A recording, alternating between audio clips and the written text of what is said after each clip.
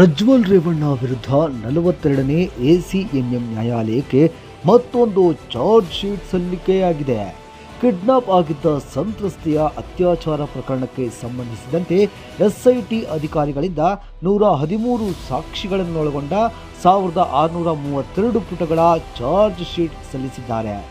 ತನಿಖಾಧಿಕಾರಿ inspector ಶೋಭಾರಿಂದ charge sheet ಸಲ್ಲಿಸಲಾಗಿದೆ.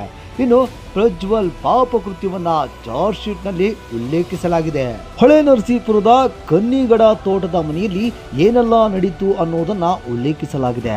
ಸಂತ್ರಸ್ತೆ ತೋಟದ ಮನೆಯ 1ನೇ ಮಹಡಿಯಲ್ಲಿನ ರೂಮ್ ಅನ್ನ ಕ್ಲೀನ್ ಮಾಡ್ತಾ ಇದ್ರು. ಈ ವೇಳೆ ರೂಮಿಗೆ ಬಂದ ಆರೋಪಿ ಪ್ರಜ್ವಲ್ ಸಂತ್ರಸ್ತೆ ಬಳಿ ಕುಡಿಯಲು ನೀರು ಕೇಳಿದ್ದ. ನೀರು ತೆಗೆದುಕೊಂಡು ಬಂದ ಕೂಡಲೇ ಸಂತ್ರಸ್ತೆಯನ್ನ ಎಳೆದುಕೊಂಡು ಹೊರಗೆ ತಪ್ಪಿಸಿಕೊಂಡು ಹೋಗದಂತೆ ಏಕಾಏಕಿ ರೂಮಿನ ಡೋರ್ ಲಾಕ್ ಮಾಡಿದ್ದ. ಬಳಿಕ ಬಲವಂತವಾಗಿ ಎಳೆದಾಡಿ ಸಂತ್ರಸ್ತೆಯನ್ನ ವಿವಸ್ತ್ರಗೊಳಿಸಿದ್ದ. ಈ ವೇಳೆ ದಮ್ಮಯ್ಯ ಬೇಡ, ಬಾಗಿಲು ತೆಗೆಯಣ್ಣ, ಭಯವಾಗುತ್ತೆ ಅಂದ್ರೂ ಬಿಡದೆ ಏನೂ ಆಗಲ್ಲ, ಸುಮ್ಮನೆ ಇರು ಎಂದು ಬೆದರಿಸಿ ಲೈಂಗಿಕ ಕೃತ್ಯವನ್ನ ಎಸಗಿದ್ದ. ಇದೆಲ್ಲವನ್ನ ಮೊಬೈಲ್ ಫೋನ್ನಲ್ಲಿ ಸೆರೆ ಹಿಡಿದಿದ್ದ. ಇದಾದ ಬಳಿಕ ಮತ್ತೊಮ್ಮೆ ಬಸವನಗುಡಿಯಲ್ಲಿರುವ ರೇವಣ್ಣ ನಿವಾಸದಲ್ಲಿ ಮತ್ತೊಮ್ಮೆ ಸಂತ್ರಸ್ತೆಯ ಮೇಲೆ ಎರಗಿ ಅತ್ಯಾಚಾರ ಎಸಗಿದ್ದ ಎಂದು ಉಲ್ಲೇಖಿಸಲಾಗಿದೆ.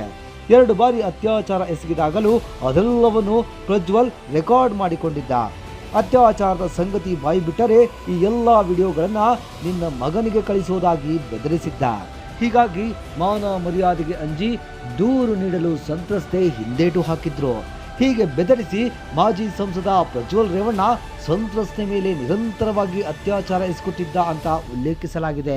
ಈ ಪಾಪಿ ಕಾಮುಕನ ಇನ್ನಷ್ಟು ಕರ್ಮಕಾಂಡಗಳು ಬಗ್ಗದಷ್ಟು ಬೆತ್ತಲಾಗುತ್ತಲೇ ಇವೆ.